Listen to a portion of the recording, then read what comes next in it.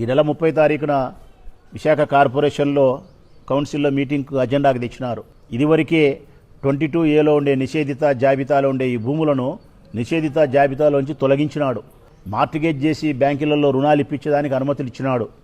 ఎవరి సొమ్ము ఎవరిస్తున్నారని అడుగుతారా ముఖ్యమంత్రిని మేము.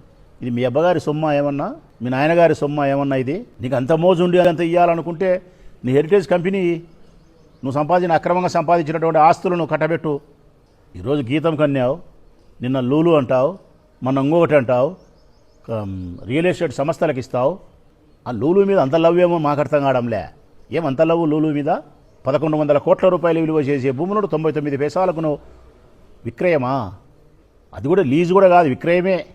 ఎక్కడైనా ఒక పరిశ్రమను స్థాపించాలంటే ఏ ప్రభుత్వమైనా కానీ అమ్మడానికి, పూర్తిగా వాళ్ళకి విక్రయించడానికి అవకాశం లేదు.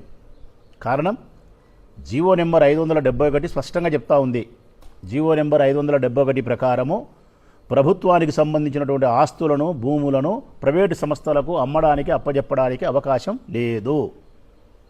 దీనిపైన సుప్రీంకోర్టు కూడా స్పష్టమైనటువంటి ఆదేశాలు జారీ చేసింది.